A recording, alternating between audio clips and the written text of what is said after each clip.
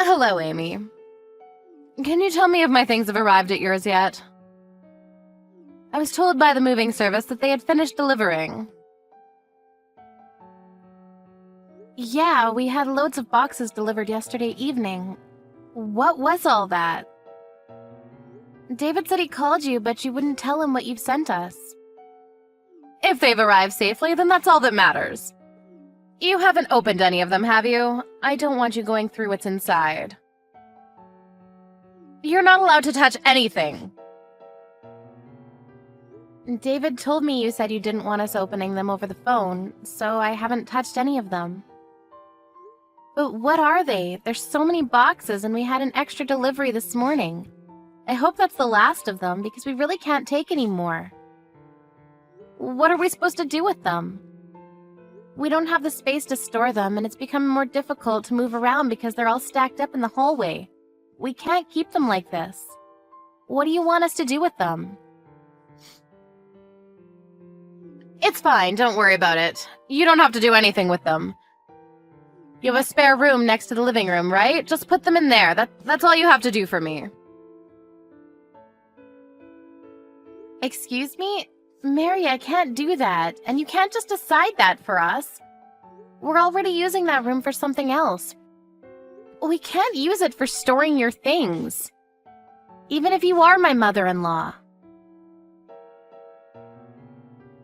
I'm sorry, but everything's still in the hallway ready to be moved, so I'd be grateful if you'd have them cleared away soon. Don't worry, I'll be there soon. I'll tidy everything away myself, so you don't have to do anything. Everything will be out of the boxes and tidied away in no time, so just leave everything as it is. I'm sorry, what? You're coming here to take everything out of the boxes? I don't understand. Why would you do that? I should be there this evening. I'm asking you why. To put away my things. I don't want you or my son going through my things, so I'll organize everything myself.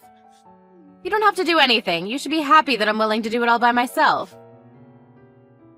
I still don't understand. Why would you send all of your things all the way here to organize them? Can't you do that at home?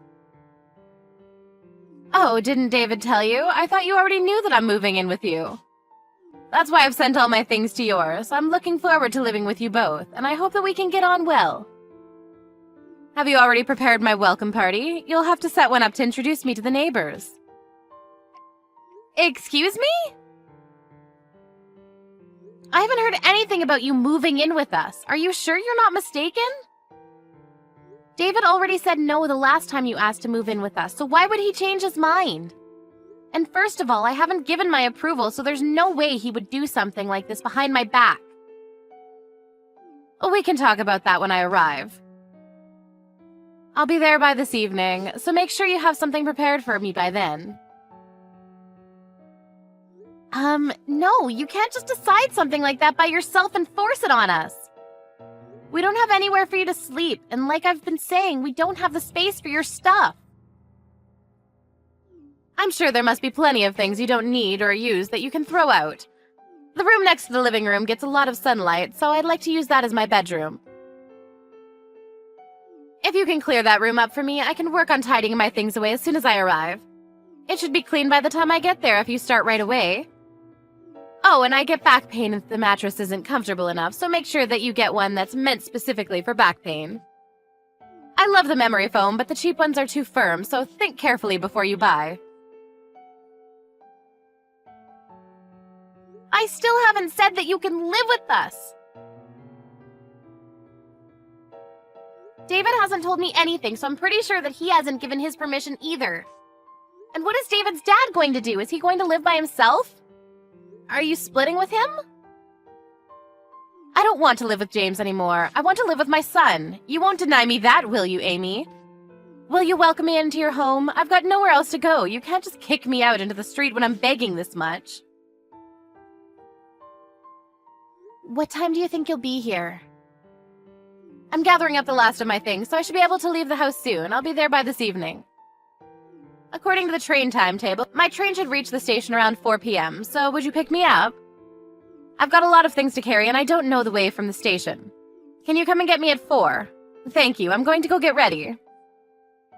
Mary, you can't come and live with us. Like I told you, we don't have anywhere for you to sleep. The room you're talking about isn't available, and we can't throw things out just because you need a place to stay. You can't decide this and guilt-trip me into letting you stay. But David already said that it would be okay. If he gave the all-clear, then there's no reason why I should ask for your permission. You should listen to what your husband says if you want to be a good wife.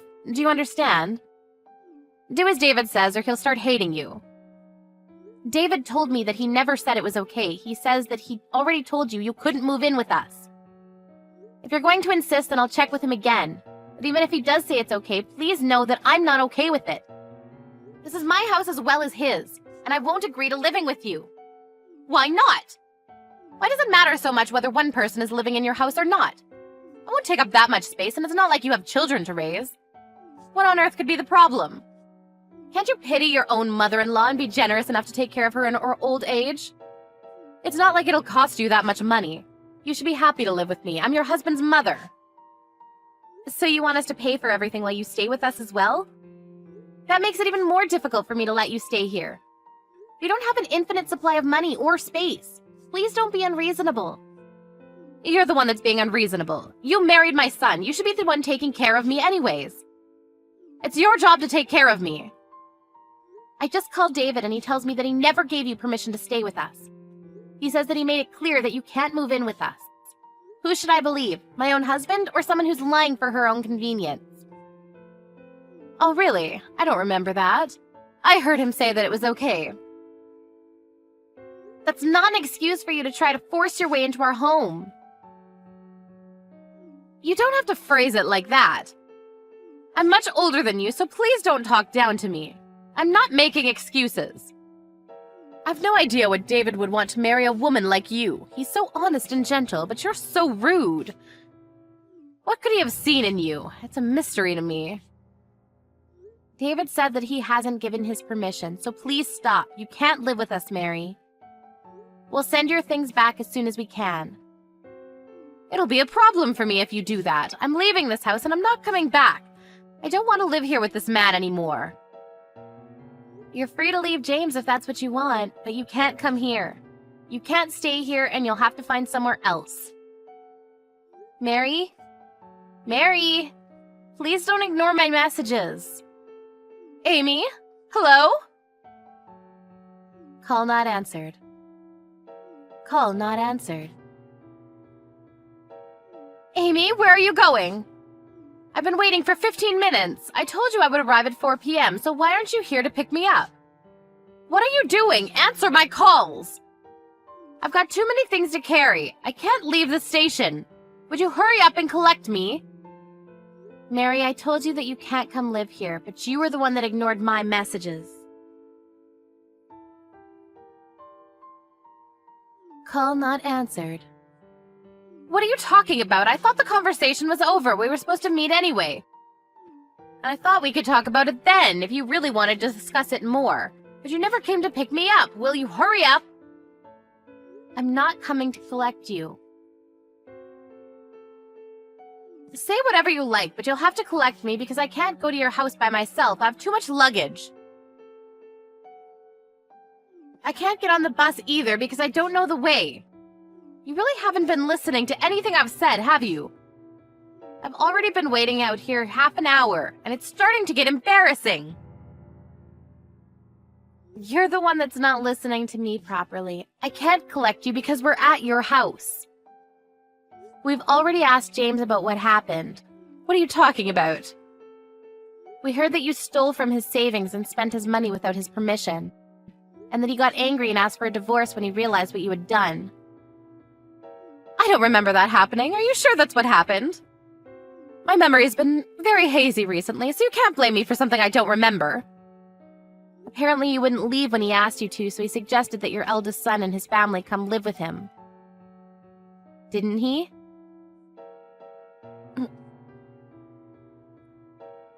And that means that you have no choice but to leave, doesn't it? Because you were always horrible to your eldest son's wife. She even got depressed because of the way you treated her, and your own son doesn't want you to come near her, so you've never been invited to visit them. I heard that you've never been to see their children, your own grandchildren, because they don't want you harming their mental health either. That's not true.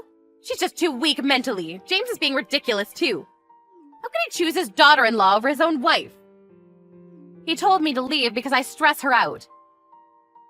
But why should I leave? I was here first. She's only here because she's married to our son. I think he's being fair. What did you say? James asked you for a divorce and asked you to leave because you spent his savings, but you wouldn't leave. I think it's only normal that he would prioritize the feelings of his daughter-in-law over you. If anything, you're lucky he hasn't been more harsh on you.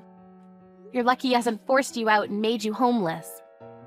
He could have done that whenever he wanted. But he knew that you had nowhere to go, so he's given you time to find a new place. You should be more thankful to him. Who do you think you are? I'm not going to let you talk to me like that. You have no right to lecture me. Anyway, every single box has been returned to your house. What? Why would you do that? James said he didn't want your stuff taking up space in the hallway while you search for a new place, so all of the boxes have been stacked up inside the storage shed in the garden. By David. David did that, but I thought he was at work. He was, but when we decided that the best course of action was to send everything back, he left work early for me, because I can't carry heavy loads. I'm pregnant. What? Why didn't you tell me that? I can't believe it! You're pregnant? That's even more reason for me to come live with you and David. I don't see why that's another reason. You'll need help around the house when the baby comes. You'll be much more at ease if I'm around. You can go straight back to work and leave the baby with me. We're fine. When we're closer to the due date, my mom will be coming to stay with us for a while. She raised 4 children, so she'll be a great help. And I respect her as a mother. And I've already raised 2 fine boys. I raised the man you're married to, so that says something. You'll need someone like me around. I heard from David's dad that you haven't been helping with any of the housework these past few years, and you spend most of your time fawning over a young actor that you recently became a fan of. I don't think I can trust someone who's spent her spouse's savings on buying fan merchandise, and doesn't even feel guilty about it. I don't trust you enough to leave you alone in my home with my child. Why do you know about that? I haven't told David any of that. I heard from James when I asked him how things were going. And when David was moving the boxes, he had to open the heavier ones to lighten the load. We saw that it was filled with magazines, CDs, and DVDs. You must have spent a lot of James's money considering the amount of boxes that were filled to the brim. You opened them? I specifically told you not to touch my things. If you've broken anything, I'll have you reimbursing me. Can't believe you would touch my things without my permission. Just how insensitive are you? By the way, your things would have never fit in the room you asked for, and that room has been set up for the baby, so you wouldn't be able to stay anyways. That's why I told you we didn't have any space, but you wouldn't listen no matter what I said. Then what am I supposed to do? I made all these preparations to live with you. And I'm already at the station. I came all this way. That happened because you didn't even ask for our permission before packing up your things. We never asked you to come, and we never said that you could stay. I think it's best that you go back to your house, or rather your husband's house, and ask if you can stay for a little longer while you find your own place. Your eldest son's old apartment is paid for until the end of the month, and he suggested that you could stay there. Might be a better idea for you to talk to them about that when you get back. Well, you'll have to apologize to his wife first. What about David? What did he say? Isn't he on my side? He'll let me stay with you two if you ask him. He's saying that he doesn't want to have anything to do with you. You've already caused him a lot of trouble in the past, and it seems that this was the last straw. We finally finished moving your boxes, so we'll be going home now, but I suggest you go back to your house while you still can, since there aren't a lot of trains running this evening. You'll end up having to sleep at the station if you don't hurry up and make up your mind. Even if you get back, I think the first step you'll have to take is to apologize to your eldest son and his wife so that they can feel comfortable with you letting you in. Considering all the pain and trouble you've caused, it looks like the real baggage is yourself.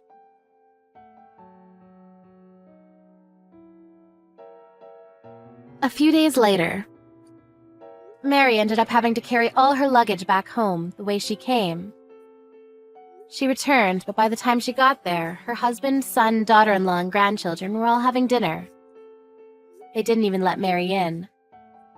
But Mary had nowhere else to go, so she finally acknowledged what she had done to her daughter-in-law up until now and apologized to her.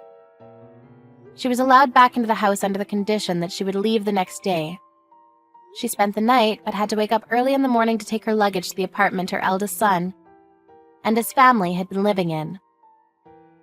But she would only be able to stay there until the end of the month, so she had to find a decent place to stay herself. In the 40 years she had been married to James, Mary had never worked, so it was unclear whether she would be able to find a decent place by herself.